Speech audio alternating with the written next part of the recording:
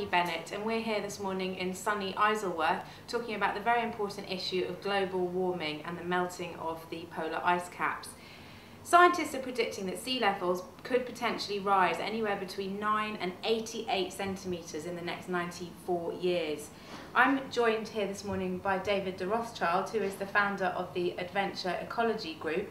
David's recently returned from a very gruelling trip to the North Pole in an attempt to find out exactly what's going on in the North Pole as a result of global warming. David, thanks for joining us this morning. Thank you. Good morning. Your expedition in March was obviously a very tough one. Can you tell us a bit about your organisation and why you decided to set it up?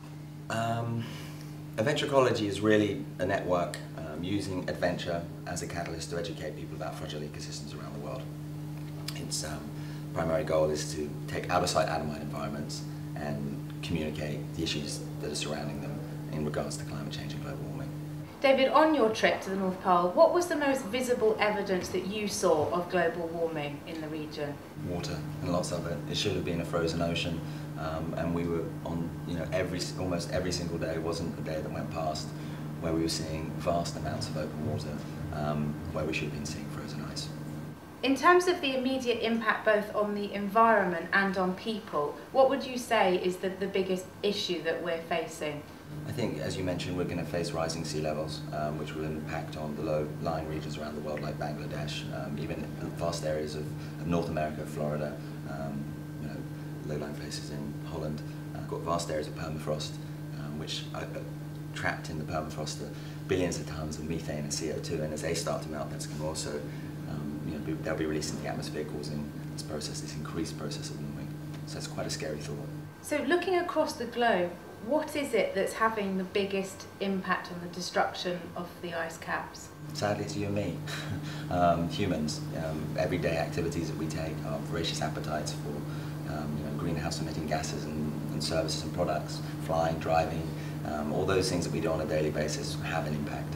So if you were to give people out there watching this interview a tip about the things they could do on a daily basis to make a change, what would that be? Turn the tap off when you're brushing your teeth. The simple things, the everyday actions that we can take.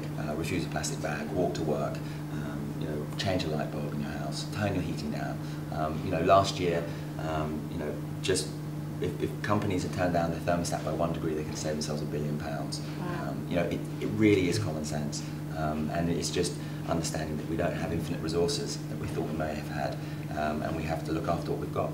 How do we make this issue a mass consumer issue? How do we take it out of the chattering classes and make everyone aware of it, get tabloid newspapers to write about this on a daily basis? I think we just need to make the issues less layered, more simple and relatable. The abstractness of climate change, the planet's warming. What does that mean to me? I can't have an impact. I can't even tidy up my bedroom.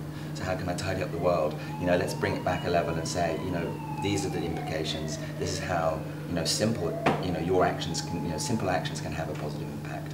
So what's next for the Adventure Ecology group? Ooh, there's lots on the horizon.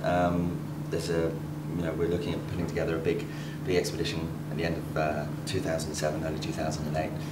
But you'll have to check in and check us out.